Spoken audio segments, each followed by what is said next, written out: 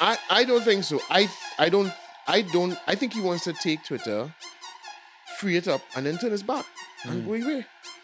I don't think he first of all, I mean, there's a man who's trying to, get to Mars, dog. He don't have time for fucking Twitter. He don't have time. When he takes that company over, he's not gonna be running that shit. He'll take it, fix it, and then turn it back. Hunter Biden thing. Like, I'm not going to go into what that was about, but the point is that was suppressed. Why? Because instead of you being a journalist and investigating and presenting information, you think it's your work to gatekeep who become president. You think it's your work to shield people from information they shouldn't hear. At a point in time when economic strife is as high as it is, we wouldn't let all of a sudden people become reasonable. Because I might be reasonable, so I wouldn't go out and protest. Yeah. But I live in a country full of unreasonable people. Yeah. So why weren't they? Why wasn't this the straw that broke the camel's back? Or,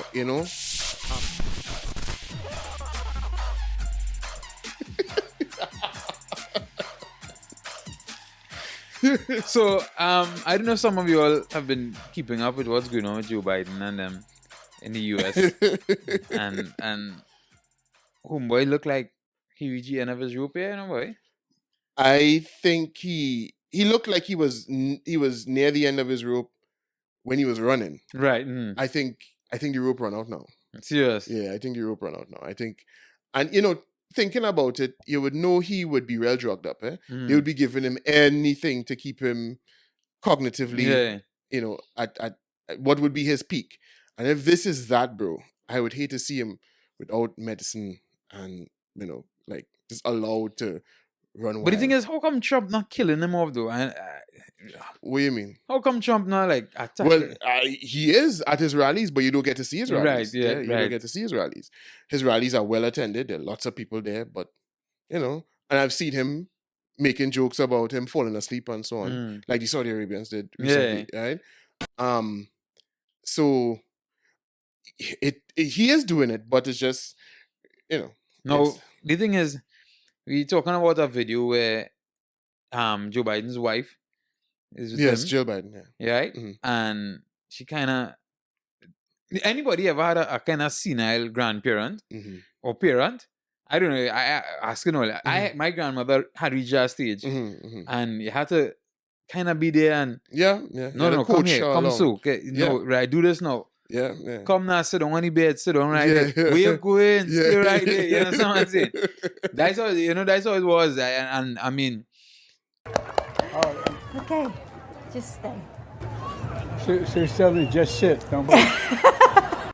It's seeming like that's what's going on there with two of them. He has to have a handler all the time because when he is allowed to stand at on a podium at a lectern, on his own, he does things like try to shake hands with the air. Yeah, the man legit and the man, you're gonna he come out, he tried to shake.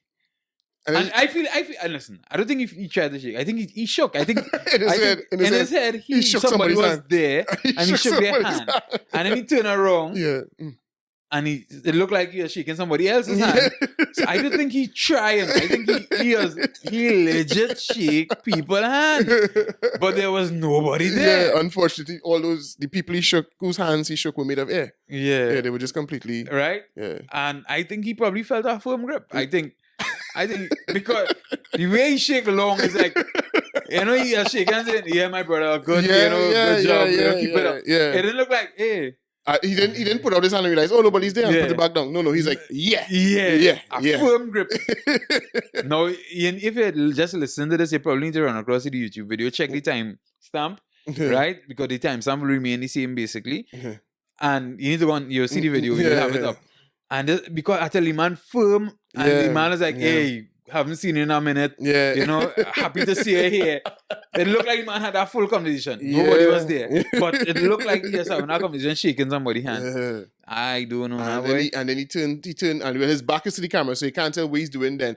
But you presume he doing the same thing. And then he looked right, He looked left again because he was confused. He did not know exactly where he had to exit the stage. And that's what happens when there's not someone standing right next to him To tell him this is going the this way. way, This is yeah. the way we're going. There was this other video from when that woman was being confirmed, the black judge that they Right, put yeah. justice that they appointed to the Supreme Court. And he was like, you could describe America in one word. I was going to put him. America is a nation that can be defined in a single word. I was going to put him.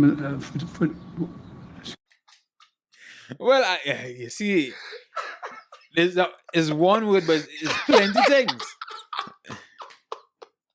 Bro, normally you would say you shouldn't laugh at people like that, right? But you know why I have no problem with people laughing at him is because he put himself there. Yeah. And he wouldn't step down. Right. He wouldn't. He knows. His handlers know. I mean, or everybody around him know. He might know. Well, okay. To be fair, yes, that's true. He might know. Yeah. But the thing is, actually, I think he knows.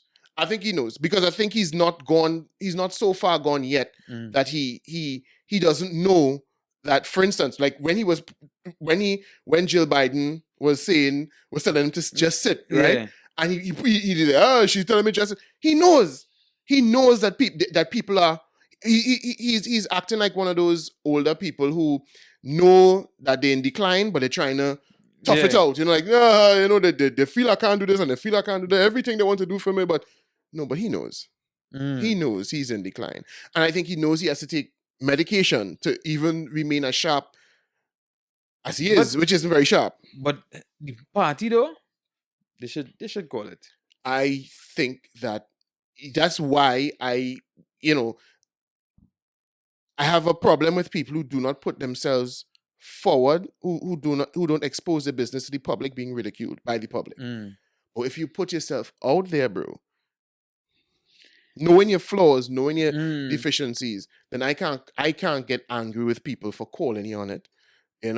I think he knew before the election that he was beginning to go down in cognitive ability. Right, so I mean, I don't want to dive too much into American politics because not everybody into that. But I mean, what clearly some Trinidadians love is Kamala Harris, right? Because for whatever reason they believe and they love her, right? Well, she's black woman, blah blah. Right. But why do you think they just didn't call it? They didn't just say, well, because they have the midterms coming up, and you're seeing all this going on. Do you want to leave that person at the helm to face the midterms when people realizing, hey, this man and Aisha together, and you have people like Andrew Schultz, Charlemagne, and them who are real parrots for the Democrat Party, bashing the Democrats coming and going. Yeah, but to be fair, they're not bashing necessarily Biden's senility. They're bashing the state of the country. They're bashing which would not much would have been different if Biden wasn't senile. You know what I mean? Because that party declared the road they were going down from a long time ago. So I don't even know if he's running the place, to be fair. He doesn't seem very, I have a very strong feeling that the decisions are being made for him. Right? Yeah. So he's probably not running anything anyway. But why not? Why not make the move? Because Kamala Harris is deeply unpopular. More unpopular than he is. Right? And because they check the polls. Yeah, and the polls show that people don't. And to be fair, she's not senile, but she's almost as unintelligible at times. She just waffles on and cackles, and she doesn't sound any more competent. Fake laugh. Oh God, boy. And she has a way of repeating herself. There's this video that came out at time with her talking about the passage of time, and she's like, the passage of time. You know what's important about the passage of time? Let's talk about how important the passage of time is. The passage of time, and she's like in a space of a minute, she said the passage of time like about 10 times. Well, that's a perfect example how she's passing time. That's a passage of time. And so she just waffle on as well. She's horrible. But apart from that, she's deeply unpopular. She was never that popular to begin with. Right? Because you see, the thing is with the Democrats, they lead you to believe that the minority thing is the popular thing, Right. but that's not necessarily true in the States. Well, no, well, in her case, I think a black woman being the vice president would be a popular thing. I think a lot of people would get on board with that, but they just chose the wrong black woman, right? Because she was not very popular amongst black people to begin with, Right. because of her reputation And her job as a district attorney in Los Angeles. So, she was probably the worst black woman to put there. And then married a white man. She's married? Or she was a white man. I don't know. Some judge dude who's a white man. I might have been, but the accusations that she kind of got to the point that she got to prior to becoming a senator by, being friendly with a judge who was a black man at the time. Well, he's still a black man if he's still alive. But I don't know. But I don't even think her being, even if she is with a white guy, I don't know if that is the case. But Well, no, the black Americans, when they put that kind of faith in it up there, they think it should be that black person because they think it's selling out or whatever. But I don't think that would have tainted her as more than she tainted already. Yeah, and I think if they want to believe in her, they'll believe in her.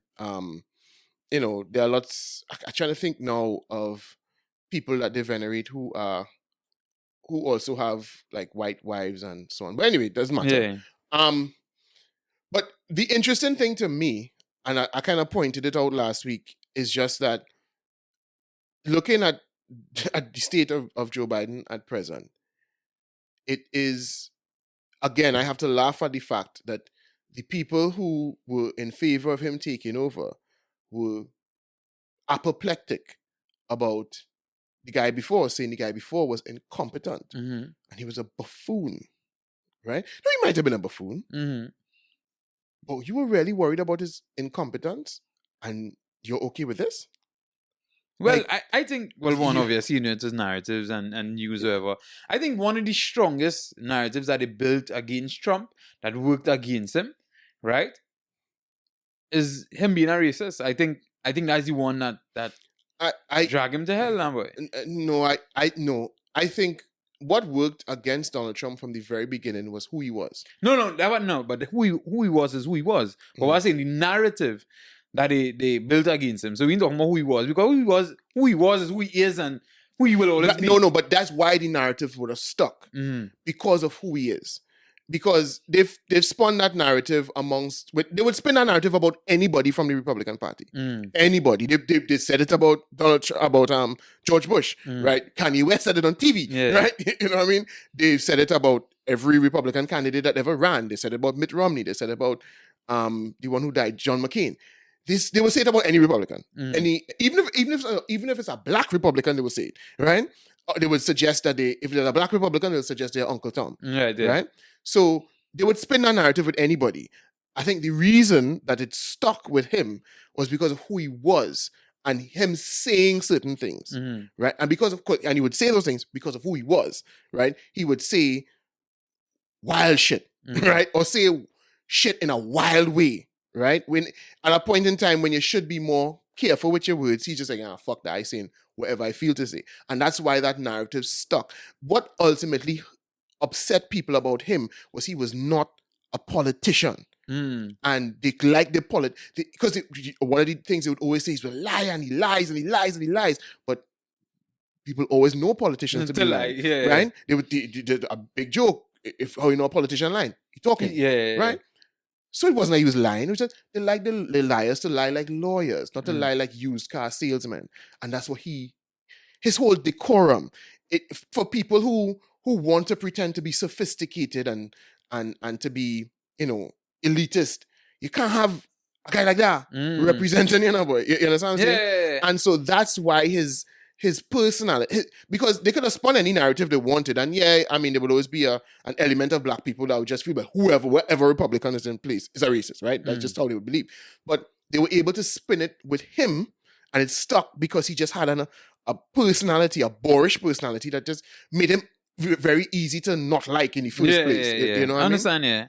And so to see what's happening now, and you're just like, so you were telling me, you claimed you were so concerned right? Because they never just admitted, listen, I don't like the man because he says mean things and he looks like an oaf, right? Right, yeah. You know, I mean, they just wouldn't, they would never admit that what upset them about him is that he upset the sense of aesthetic. That's really, because that sounds superficial and petty. So they always pretend, no, he's a very dangerous man. He was dangerous, and because he's dangerous because he's a buffoon and he doesn't know what he's doing. And so you have a man who's shaking hands with the air. You think you're more comfortable with him having his finger on the button? Yeah. That was always the argument. A crazy man Well, with his finger on the button for nuclear weapons. Well, to be fair, right?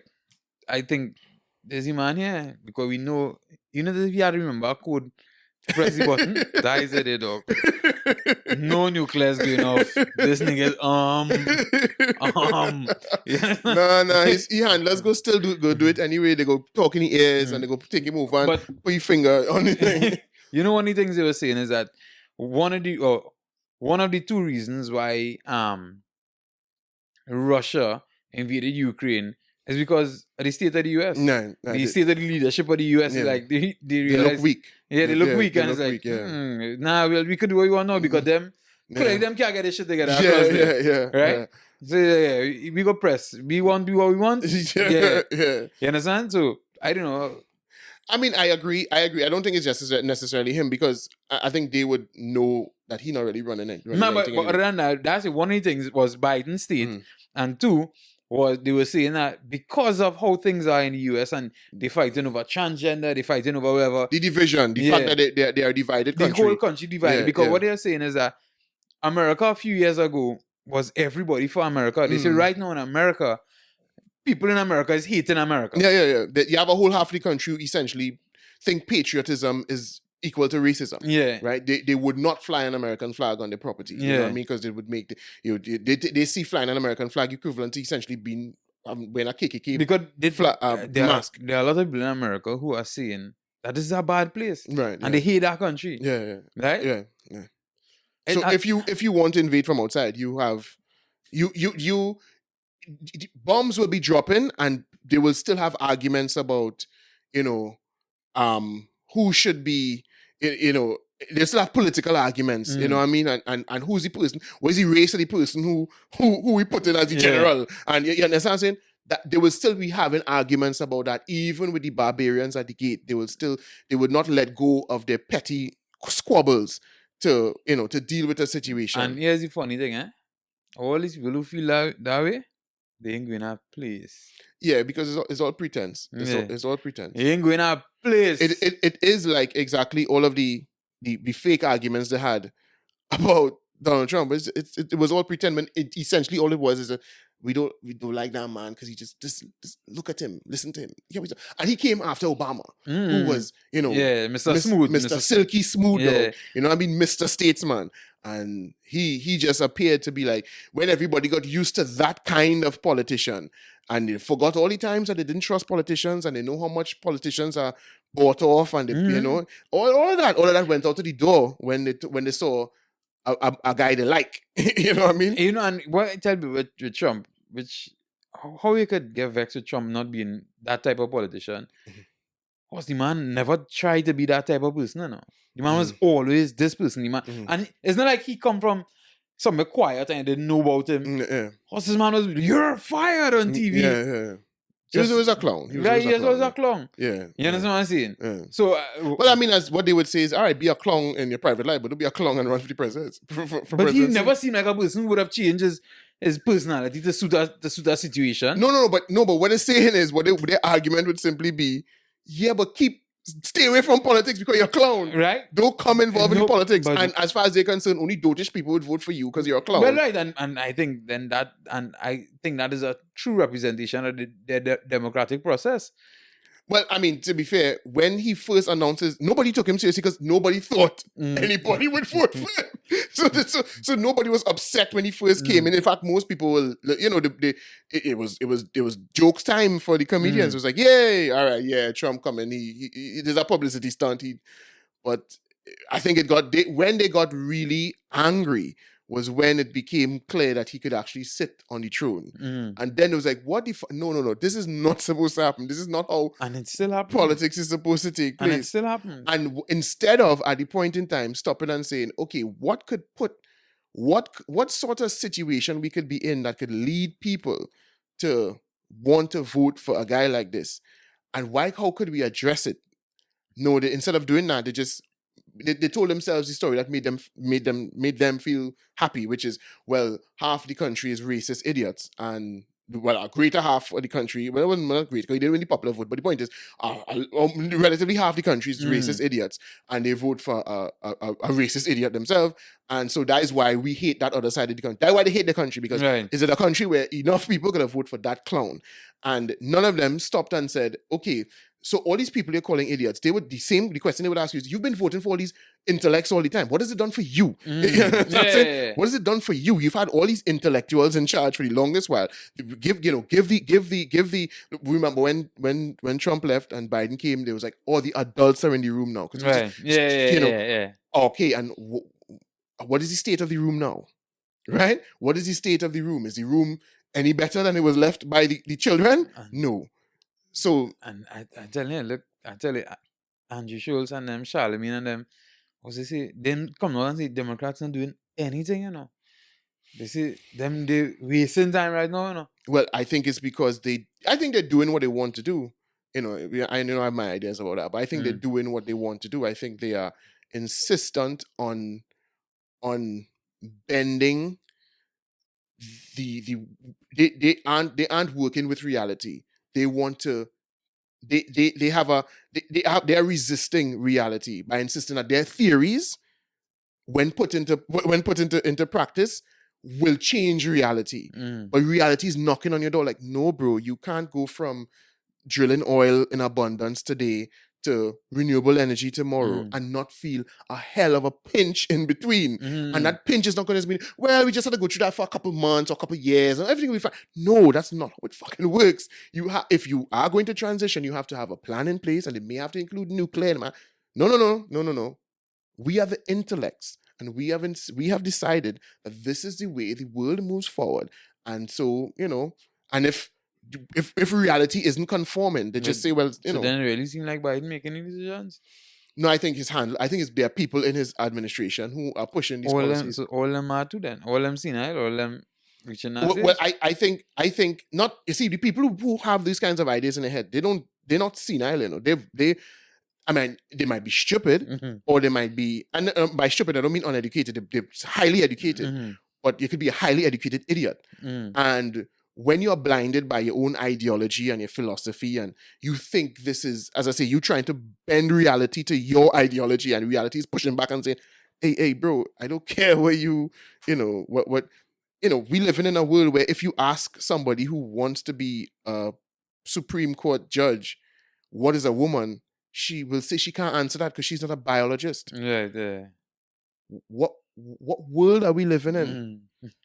So you can't answer that question because you're not a biologist. We are in an upside down world. But you think she's an uneducated woman? Of course not. She's highly educated. But she is just, playing with the game because to get where she wants to go. Because if you say where you know, right? You understand? Then all of a sudden, and we are all, instead of challenging, we all know something's not right here. We all know this is not making any sense. But because everybody wants to be, like you always say, one of the cool kids. It's like, okay, well, that's what the cool kids are saying. That's what Trevor Noah says. So I have to go with what Trevor Noah says. Hey, we have 2 more topics to discuss. 2? Yeah, we had the gas prices. And Elon? Well, let me go with all I wanted to really say about the gas prices thing was that Trinidadians have not kicked up a fuss. Well, all right, so as we discussed in the last podcast, the removal or partial removal of some of the subsidies from the gas.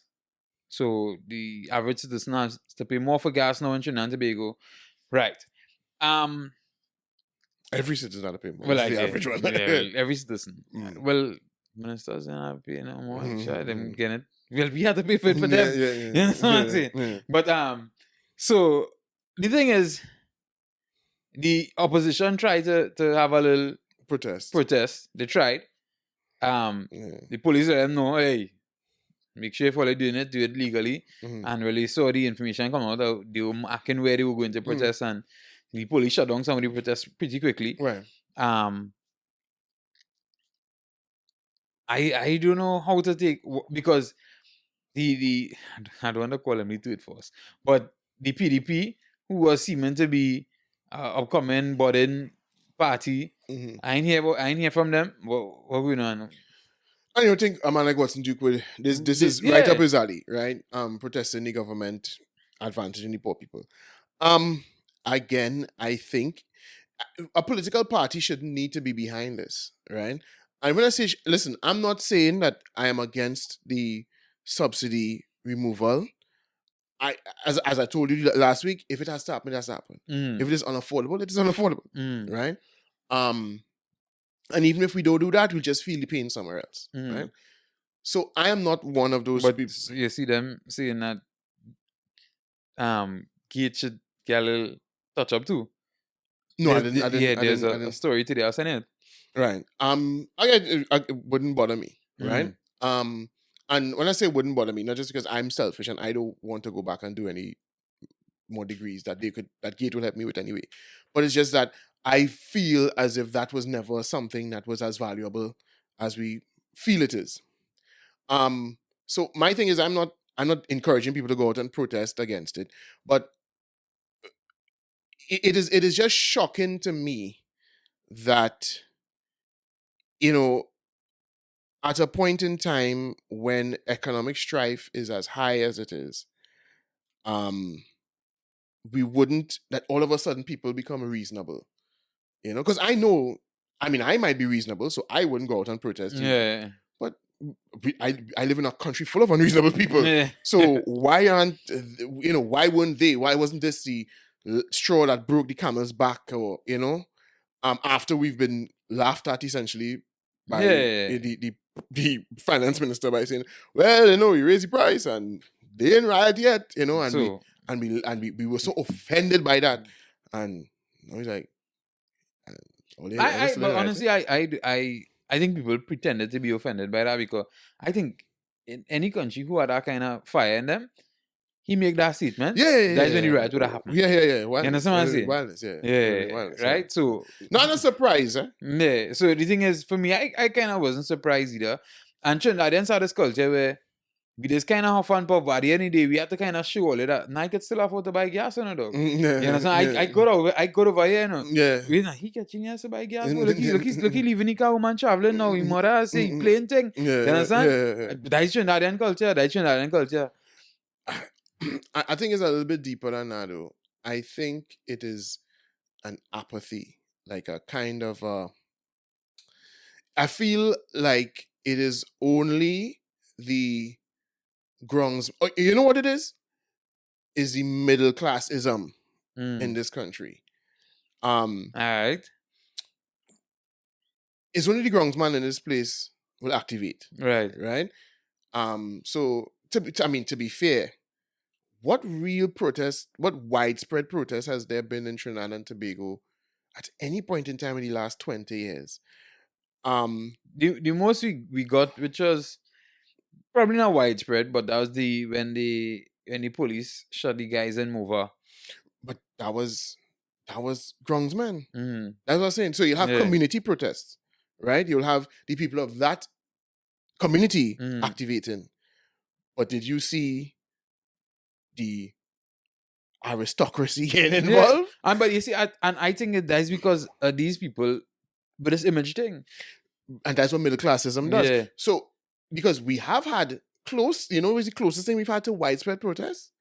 Shannon Banfield. That is the kind of things that get the middle class and the... So you would say Shannon and I don't really protest, but the marches. The Shannon Banfield had a big march. They had a march. And Andrea Barrett. I can't remember. There's a march for her. There was a march. I know there was a vigil and there was right. And then but I think the day of the funeral, that was a pretty big thing. Right? Yeah. Right. And that's because there's a cause that the middle class gets behind. And so the people who look for the cues from those people as to what am I supposed to be upset about, they would activate for that kind of thing because they would pop. There's something on the profile, this, that, the other. But it's the groundsman who go on to activate about the gas prices. And they're not taking no chain up. They're not following in line because all they really care about is. I thought the taxis and them was going to make a statement, boy. Yeah, they said they were. I know, but clearly, I don't know. They had to get a lesson from Francis Washington Schulocker, boy. Make a statement without saying a word, boy. It says a lot about this country. And as I've always told you, this is one of the things I hate about this place, in that we neither here nor there. So we don't get the benefits of, if I was living in a different country, if I was living in Nigeria per se, let me say, they try to move that subsidy. It's craziness. Nah, pack up. We got find that money from somewhere else, right? And I agree, and that's what I was saying earlier on.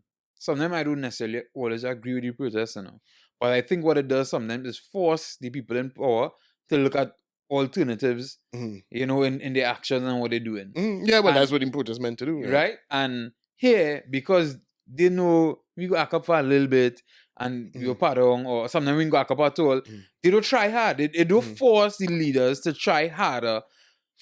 And I think it's because the people who would tend to protest are the it's the funny thing, the people who would tend to protest are normally what would make up the bulk of voters, but they're disregarded so heavily by the political class, the ruling class. And that's because of that, what do you call it, the tribal voting kind of thing. Yeah. Because they know All they come and vote. All they come and vote back PNM, and they know them going back and vote UNC, so it don't matter.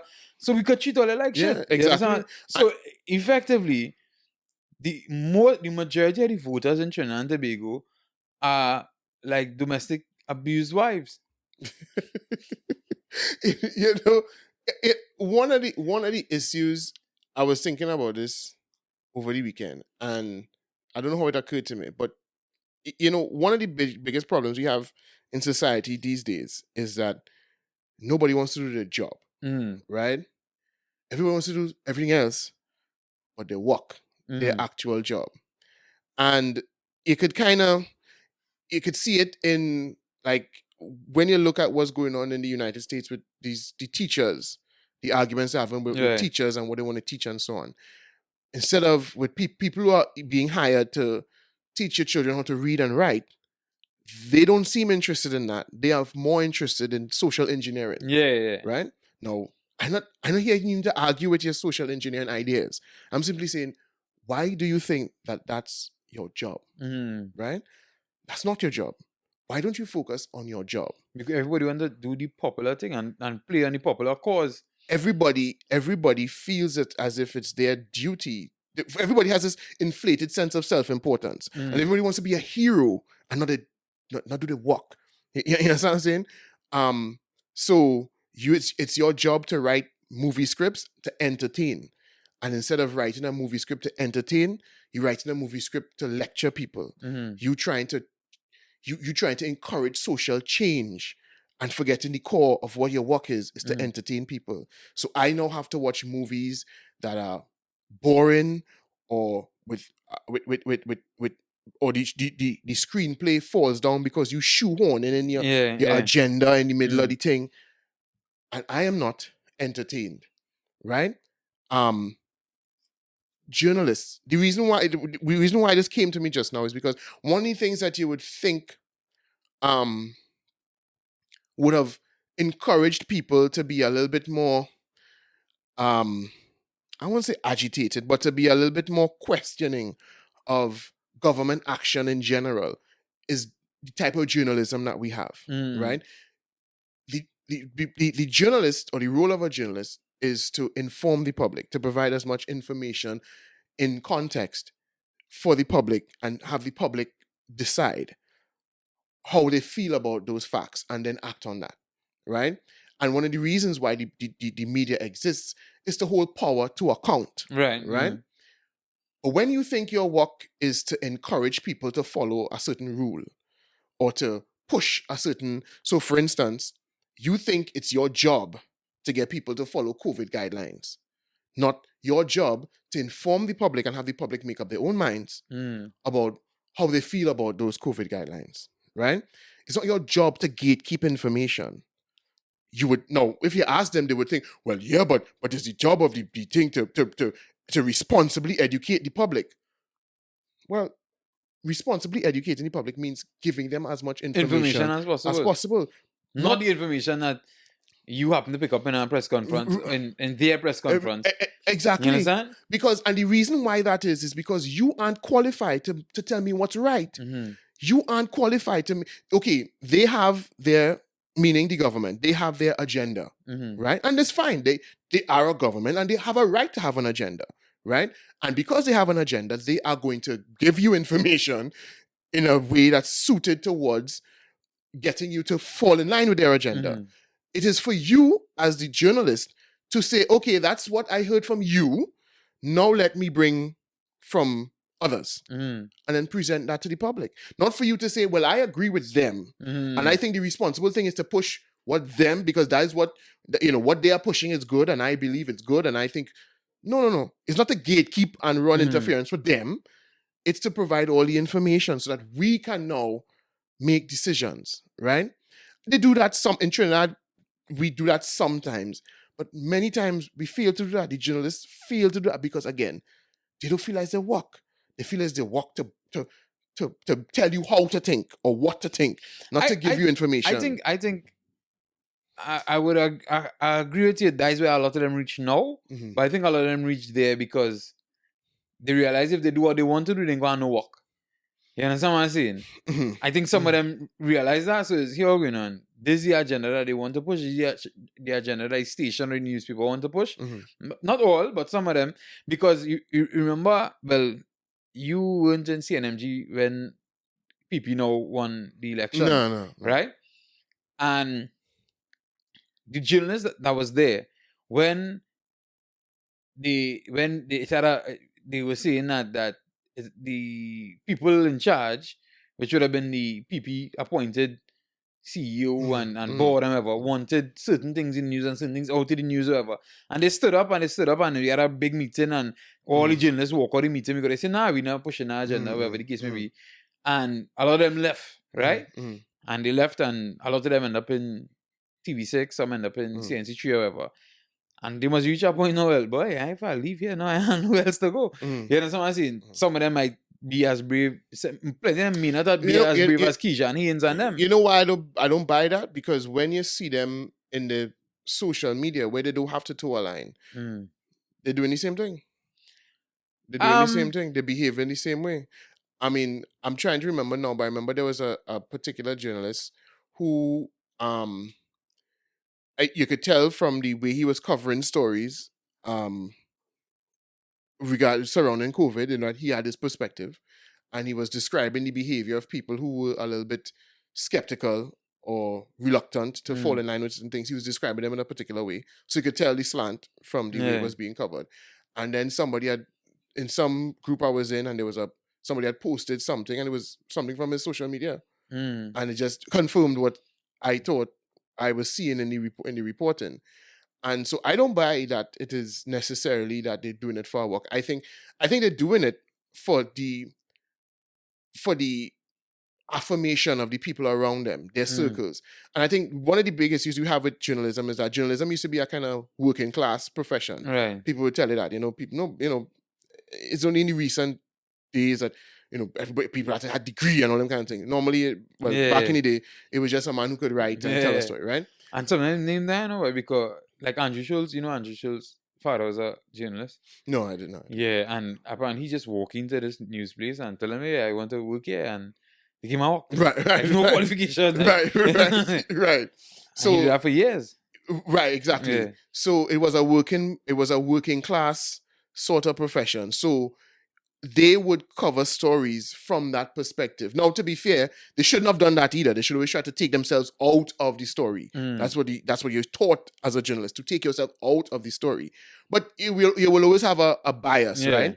But they would have covered stories from a working class perspective, covered things that they thought would be would present the perspective of the working class. Those are the kinds of things that they would encourage. Now, journalism is a hoity-toity profession. Is everybody who want to be, who want to be middle class and who middle class and want to be upper class and want to be approved of by certain types. They are the ones that dominate the profession now. So they are going to cover things from that perspective. Really and truly, how could somebody who's aspiring to be one of the elite in this country, when there's a news story to cover, how is that person likely to be able to say, I wonder what the ground feel about this? Or how would this impact? How would somebody in this class of society, what would be their concern? What would they want to have addressed, right? And you saw it during COVID. You saw the way it was never, nobody felt it was their duty to properly provide an outlet for the people who might have been skeptical of things they wanted to put in place. They never felt that was their duty. Or even if they felt it was their duty to do that, or even if it occurred to them that there's another side to the story, they would, what they tell themselves? No, well, it's irresponsible to tell that side of the story because... But so you don't think too, as we always say, some people just want to make sure and stay in the cool kids thing. And I think even though they might have had a different perspective or hearing other things, but if I put out this information, or I chat about different they go start to label me as... And then people start to come around me and call me mad and call me this and call me this, they will label me as denier, whatever. Anti-vax or whatever. So they're like, boy... But the problem is that that's what I'm saying. If the journalist was from the working class, where there are lots of people where that sentiment is expressed, where people have no problem saying how they feel about this thing and how they feel about the other things, and you know what I mean. But I think then they would have, because then they wouldn't, when they go home and they lie amongst their friends, they'd be like, "Boy, I read your article there today, and you ain't saying nothing about X and Y and Z." They would be pressured to do that. Yeah, but they're not from that class. The thing is, and social media, I mean, because now you ain't going to lie amongst friends again. These people on social media, if it was the wrong thing, plenty people could come down on social media. Well, but plenty people would have come to your aid as well.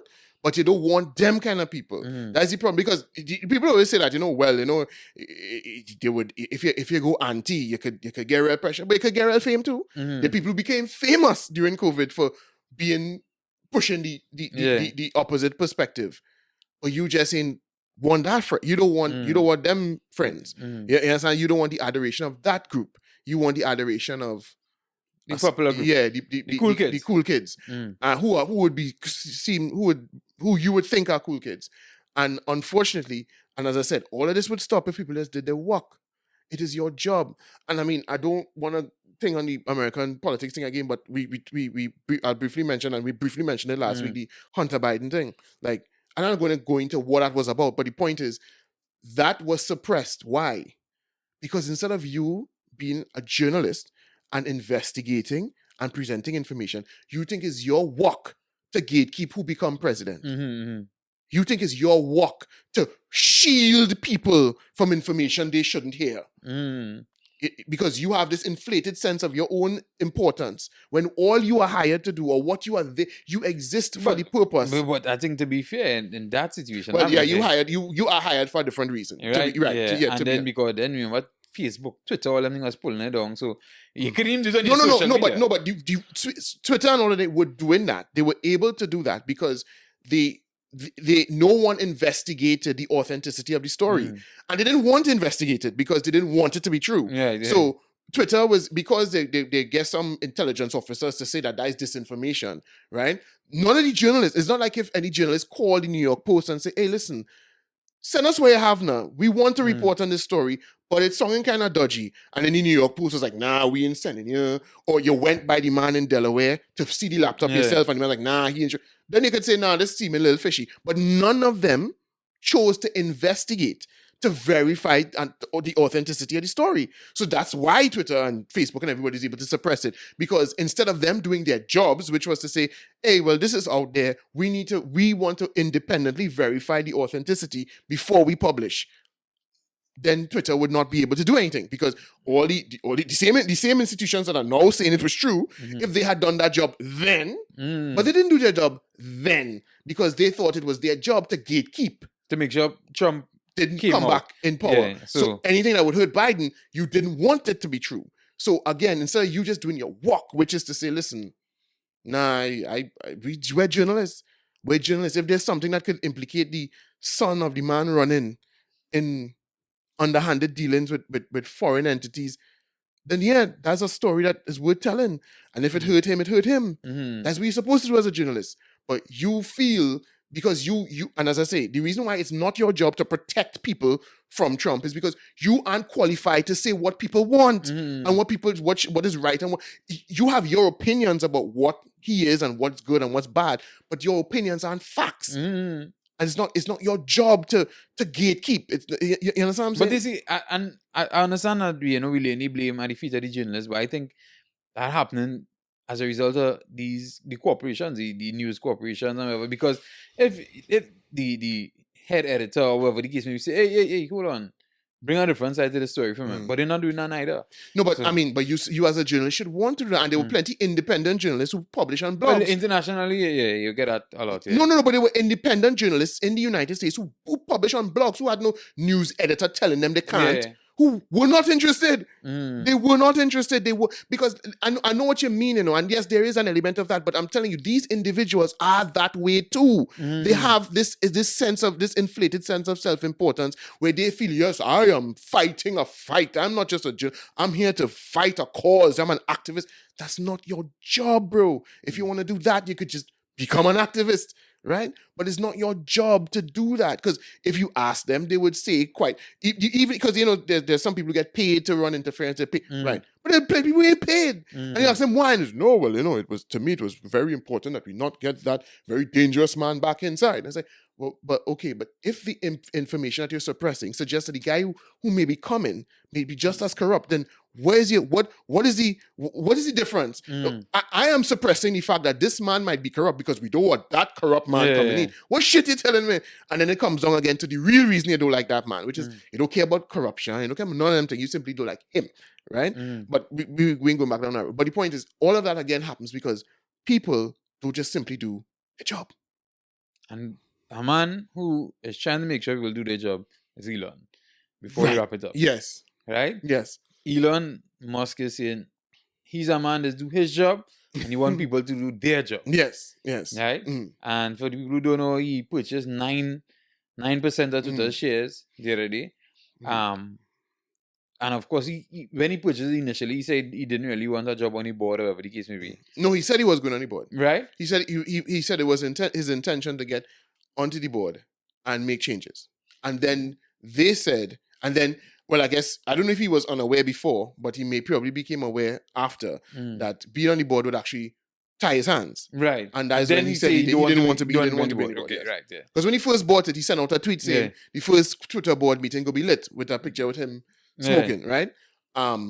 Meaning, well, boy, I go in there and fuck up the place. But then I guess somebody, it would be hard for me to believe he did know this before, but let's assume he didn't. That first of all, if you become a board member, it means you can't purchase more than a certain number of shares. And then number two, if you become a board member, then you have a fiduciary duty to the company.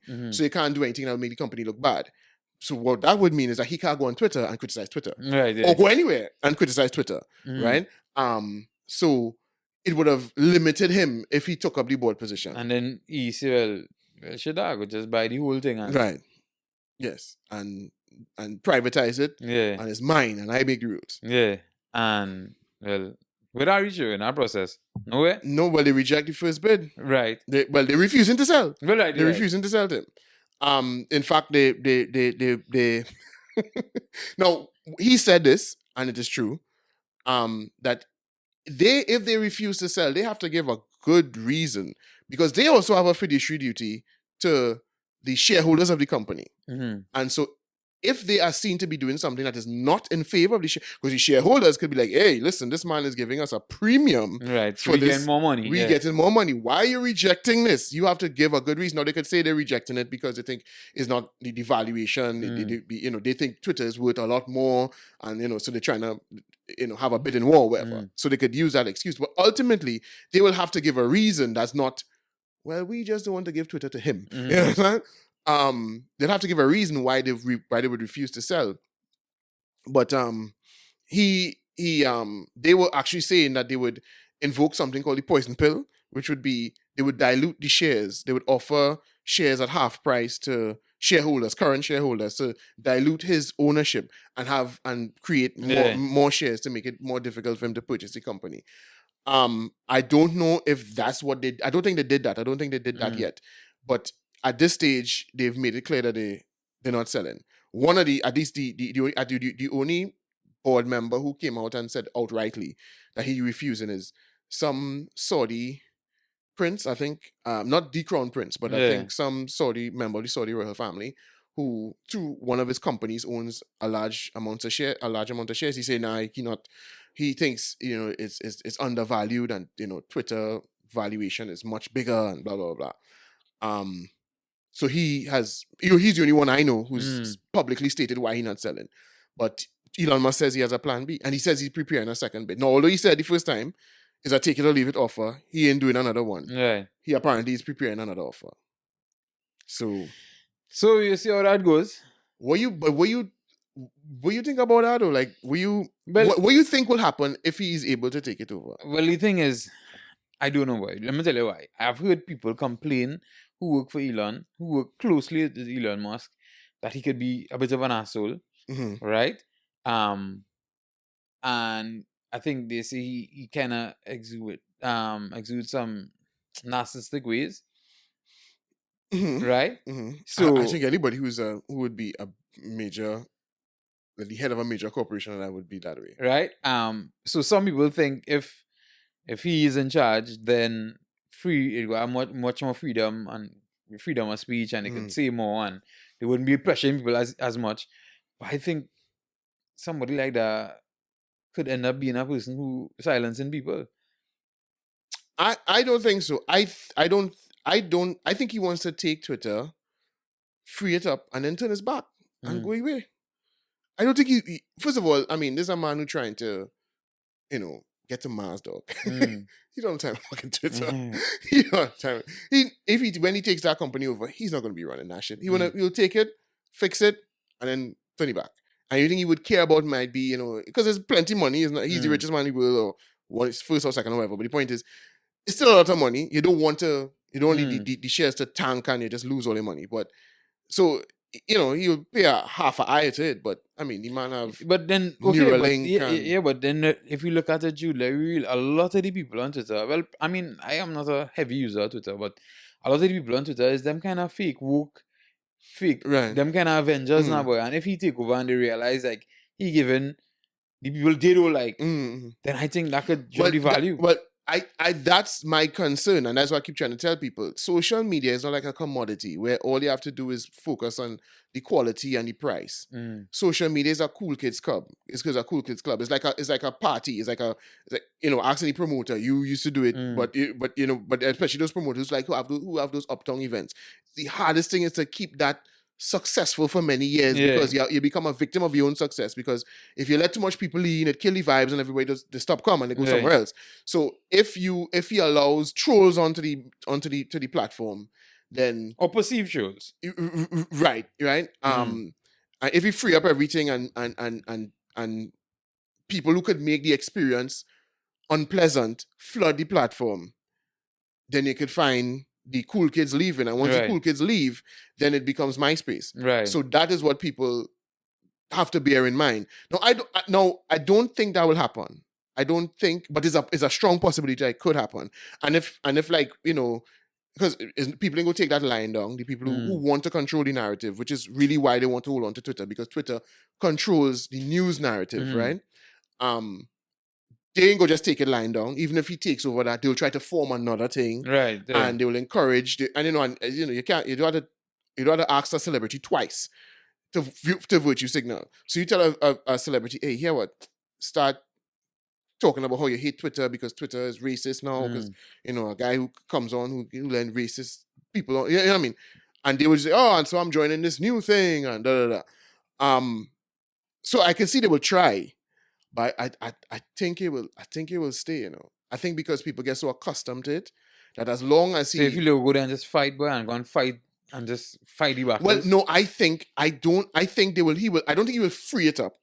I think he will simply just not ban people for saying things like women can't have penises. Right? You know what I'm saying? Like saying that on Twitter is not going to be. But I don't think because those people, the people who used to say that, were never causing a problem on Twitter. That's what Twitter was for many years. But it's not. It's just that people who insist on controlling the narrative are banning those sorts of people. And that because like I've watched a couple of people who have been banned on Twitter, and once people get banned and barely understand what they get banned for. Exactly. So it's things like posting an article questioning whether masks work, and it is not like if it was I don't know if you know 4chan is, but it wasn't like it was 4chan, which is that is a platform for trolls, right? It's not on the dark web, it's on the regular internet, but it's really a place where you go to have it's kind of like the real remnants of the internet where they dwell. Lots of trolling, lots of they push racist jokes, they push you know what I mean. It's like a place where people like you would have fun, right? So it's not like if Twitter will turn into 4chan tomorrow. I don't think that's the case. It's not because it wasn't people. It's not those kinds of people that were being banned that caused a problem. So I think he will just he will keep it to civil. He will want to keep it civil, and because people are so accustomed to it, and then when they start to run from it, and it's not 4chan type people coming. It's just people saying, hey, listen, I want to be able to express my opinion, which I feel is very legitimate about X or Y or Z. When you run from now, how do you look? Like, no, I don't want people to tell me things I don't want to hear. It seems like I'm a little child. You understand what I'm saying? So I think that's I don't think that might happen, but it is a very strong possibility that it could tank. Yeah, and I think so. I think why the best thing is to leave it just why leave it, let it be. Let Twitter die its own death. I want social media to die. I want it to die so bad. And if this helps to just kill social media, then I want billionaires to just keep going and buying up all these companies and just tank them. And let people just get fed up. And people reach the stage where, you know what, I just want to connect with the people I fucking know. You know what I mean? I just want to do that. You can use WhatsApp. You understand? Or have these, like these social networks that are limited and in scope and I just feel like, but the problem, the reason why the commercial interest will want things like Twitter and Instagram and these things to continue to exist is because there's profit in it. Promoting, for a celebrity, it's now I get to advertise to a million people, and they have a lot of profit in it for a lot of people. Right. From small to huge. And the business is built on it. You know what I mean? What will happen to social media managers? You know what I mean? And social media management companies. You know what I mean? What happened to influencers? Precisely. Who never really tried to work a day in their life. Their goal when they were finishing school is to become popular on social media. To become an influencer. So that's what will push against it dying. But I just want it to die. I just really, really want it to die. And if him buying it, taking it over, and it, they forced through, because as much as I think, you could come and make up a new social media, but that's a hard thing to do, Trump realized that now with he truth social or whatever is in it. Flop. Tank. Everybody trying to make little alternatives. You're not getting there. So I think eventually we will get a ton of little social media platforms. And I prefer that. Let people stay in their zone, stay with people they're familiar with. Like it was in real life. You used to line with people you like, you know what I mean? And you don't have no rab with people you don't like, or you just don't go by the people you don't like. But I think we have a real far distance and a real long time before we reach that place because people enjoy like condemning people right now. Like there's a joy for people right now, and when we all in a position, that people just wake up and I just want to attack you for what you say. You understand what I'm saying? Yeah. And I guess that is... Well, I mean, I think yes, I think there are those kinds of people. I don't think they're the majority though. I do think people love to virtue signal, but I don't think the people who like the rab are in the majority. So I think if people start to realize it could just be a more pleasant experience where I could get the things I like out of social media, which is interaction, minding people's business, funny quotes, whatever. Why do I get this bullshit? Like, I don't want to get this, well, what you think about the new situation in Iran? And I don't fucking know that. I don't know. I don't need to know your opinion on everything, bro. Keep that to your fucking self. I think if people see that there are little mini social networks that you could get where you want and not that rab, I think once that becomes clear to people, I think the big shit that's when you will see it dying away. But right now, people don't know that those alternatives exist, because it's just not in their zone and not in their world. And if you crash something like Twitter, because if it crashed Twitter and somebody is forced now to build something up from the ground, it's different. It's different. Because people like, do I really want to? No, that is I find I could just fucking do it all this shit completely, you know what I mean? Or just, build up something where only the woke people go. You know what I mean? And then build up something where only the weirdos go, and you know what I mean? But I think that I thinking idealistically because I think a lot of the woke people want to be able to shit on the other people. Yeah, but the thing is, what they don't want to do is they don't want to engage in actual arguments because they have no arguments. So they want to be able to shout and have daddy stop you from shouting back. But they're not going to join the platform where you could shout back. Right. So they will be judgmental in a little woke zone. You know what I mean? It would kind of be like what Tumblr was. You know what I mean? Where just those weirdos would, well, let me not say weirdos.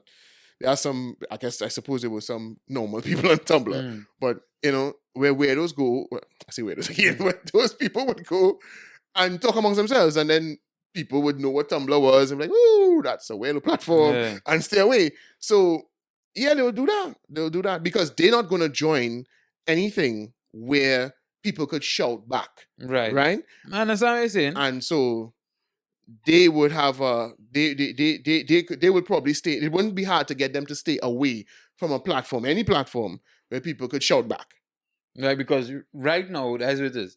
Twitter is a place where they could say what they want, and if certain people answer back or something, Twitter will ban them. Exactly. So now they have a comfort zone, but if Elon buy it, he removes that comfort zone, so they will have to find somewhere else to go. Find somewhere else to go. Yeah, understandable. And I don't think they are the majority of people. So, they'll go there and let them stay there and let sensible people talk amongst themselves on Twitter. I know, and this is from somebody who don't use Twitter at all. Yes, so. All right, so this is where we wrap it up for today, for this week. Yeah.